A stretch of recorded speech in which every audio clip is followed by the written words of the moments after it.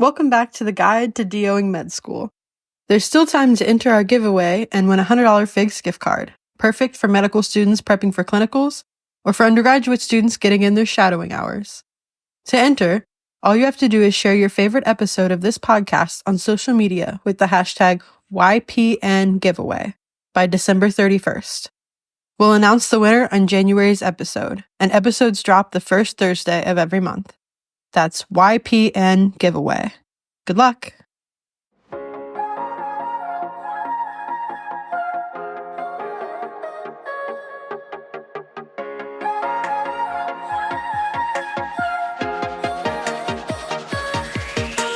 Paging Student Doctor. Hello, everybody. My name is Annelise Swords, and I am so excited to be here on the Young Physician Network's Guide to Doing Med School podcast. Today, I get to tell you all about volunteering while in medical school, namely why you should volunteer, how you can go about doing so, and how you should reflect on it both for residency applications and your future practice. First, let's go over why you should volunteer. Most importantly, you should do it for your future patients. Understanding the needs of your community requires you to be a part of it, and understanding your patients allows you to better understand potential barriers they may face to a healthy life outside the hospital doors. Dr. Eric Lesh, a former residency program director, remarked, "I think it helps students to really see the patient's point of view and really humanize the people we are supposed to be serving. I think medical education can get us so focused on pathophysiology and drug names that it makes it harder for us to remember that patients are people struggling with just living life like the rest of us." Haley Nelson, OMS-III, comments, "I think volunteering is really important, especially in situations where you're providing care as a medical student. I feel like it helps reinvigorate and rediscover your why for becoming a physician. It's really easily lost during your first and second years sitting in lecture halls and studying all the time. And even though you may not be able to do much, those small patient interactions can help you remember why you're spending so much time learning how to do this." Additionally, now that Level 1 and Step 1 are pass-fail, it can be an important aspect of your application for some residencies because it shows program directors that you care deeply about others and view the concept of health holistically. Dr. Lesh clarifies, "I think it can be important if it truly illustrates your values and the kind of person you are. If it is just something you do to check a box or because you think you should, then I don't think it is valuable and it could potentially be identified as a superficial CV building type of experience. The biggest thing residencies will want to try and figure out from your application and from your interview is who you are personally and professionally. What do you care about? What are your values?" While Dr. Jill Kerr, a current residency program director, remarks, "Any patient exposure can help you develop bedside manner skills. But as for my residency, no, volunteering would not be important." Volunteering can also be important for maintaining your well-being in medical school.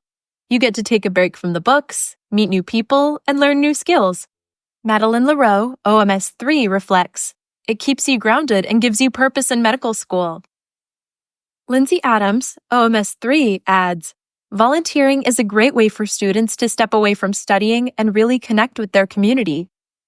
It helps you further explore the socioeconomic factors that influence health and builds essential skills like empathy, communication, and teamwork.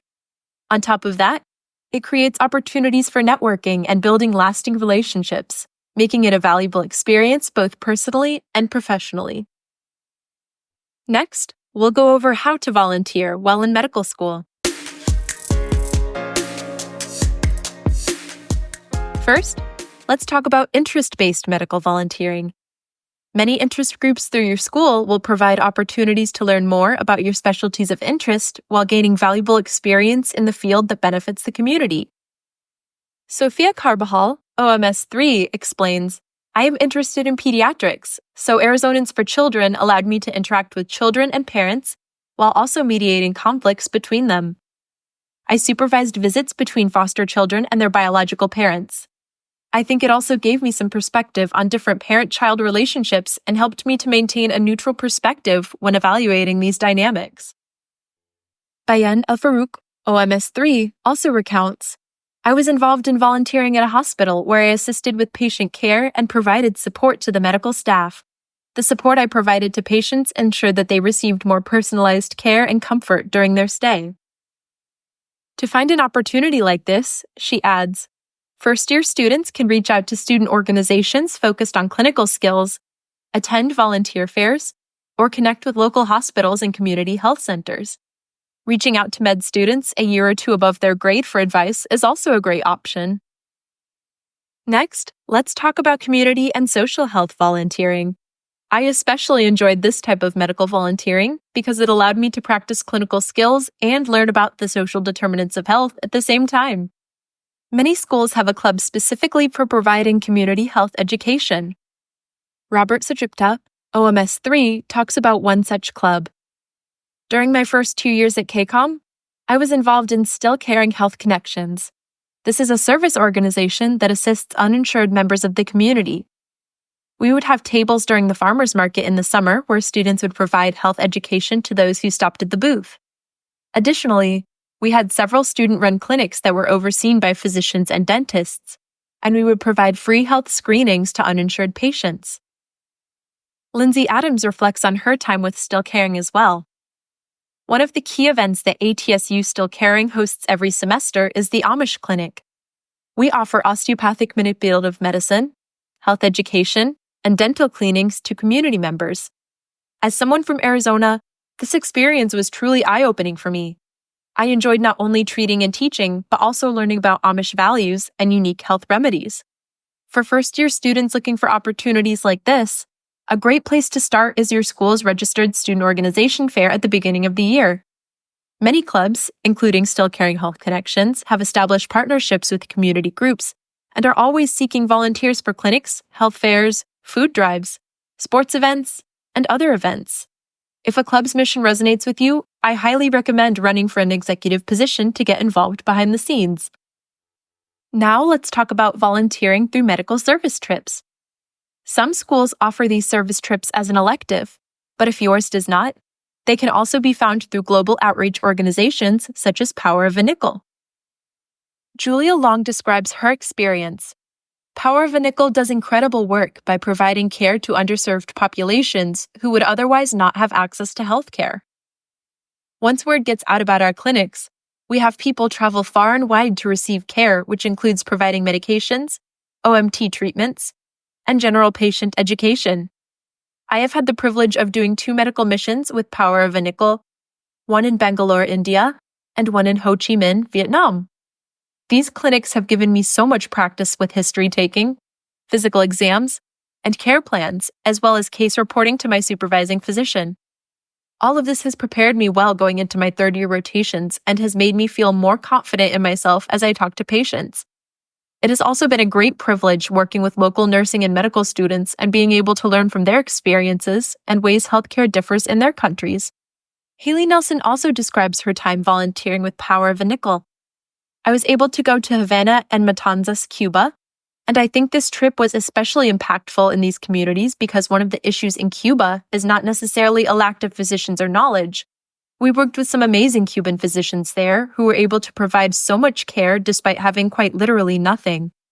So in addition to helping provide care, one of our other goals was to provide medications and supplies that we can bring with us to treat the patients while we are there, and that we can leave there with those physicians so that they can continue to practice even after we've left. I feel like it really reminded me of my end goal, of the patients I can provide for as a doctor. It reminded me basically about everything that I had forgotten while I was sitting in lecture, that I will be taking care of living, breathing human beings in just a few years, and that I was able to care for people even with the limited amount of medical knowledge that I had. And I feel like it really cemented what knowledge I did have, especially in physical exam skills. Like we were doing head-to-toe physicals on every single patient, and so I got really good at effectively running through a physical exam, making sure I'm not missing anything, but also doing it at a pace where I was able to help as many people as possible. It also helped random facts to stick in my mind. For example, I'll never forget that acanthosis nigricans is a sign of insulin resistance, or that yttrigium is something that you can see in a patient's eye when they've been exposed to a lot of sun or sand. To find medical service trips like this, Julia Long says, All of Power of a Nickel's upcoming missions are listed on their website, powerofanickel.org. Haley Nelson adds, there's also an organization called Do Care International or Do Care International that you can look up that has trips that are 4 weeks long that you can apply for. There's also a humanitarian healthcare conference every year in Kansas City, Missouri that the International Institute of Medicine holds, and at that conference, there were several organizations that were looking for healthcare professionals and medical students to volunteer at clinics around the world. Finally, let's discuss non-medical related volunteering through community-based organizations. You are also welcome to pursue volunteer opportunities outside of your school, and it doesn't have to be limited to the medical field to be impactful. You can find opportunities like this by reaching out to your local Rotary Club, food bank, or any nonprofit whose mission resonates with you. For example, Sophia Carbajal reflects, I have a family member with disabilities, so volunteering at SB40 was something I personally connected with. SB40 is a government-funded program that provides resources and space for persons with disabilities. The SB40 organization in Kirksville, Missouri, held classes and daytime activities for the community while also providing resources. I was able to volunteer during some of the day classes and events interacting with the different participants. The people that were there mostly enjoyed the socialization outside of their usual circle of people and were able to talk about some of their daily struggles. I think this is a great opportunity to see what kind of resources may be the most beneficial for your patients and what sort of goals or priorities they have which may guide their medical care and needs. Madelyn LaRow also used her passion for gardening to become involved in the community, reflecting, we were able to deliver flowers to St. Andrews, an independent living facility across the street. The folks there felt so loved, and mental health in our older population is so important. Many struggle with depression that stems from loneliness. We also volunteered at the local elementary school garden. This garden is so important because it allows students with intellectual and developmental disabilities learn how to cook, how to grow food, to see where food comes from, and to learn about nutrition. So you've gone out and volunteered. Yay! Did you know that you can use your experiences to grow as a person and continue helping people retroactively, even after the event is over? Well, you can. And you can do so through reflection. A good place to start is to write it all down. If you're like me and your handwriting is so terrible that it could be considered HIPAA-friendly, you can type it out too. Not only does this help catalog what you've been up to while in medical school for easy access during residency application season, it gives you a reference point from which you can remember how an experience has impacted you. If you're having trouble, Dr. Jill Kerr recommends list all of the positives and negatives and discuss them with a mentor.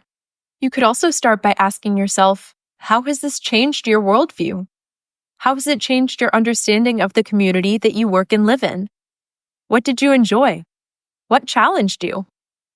I'm a firm believer in the idea that when you're passionate about something, you can learn to relate it to almost any experience. For example, teaching someone about sun safety at the farmer's market is a great way to practice the patient counseling that we'll all be doing on our rotations. And working in the community garden is a great exercise in planning and teamwork. But don't just take it from me. Here's what residency directors think. Dr. Lesh remarks, residencies can tell a lot about your ability to reflect and your self-awareness from how you process these experiences and talk about them.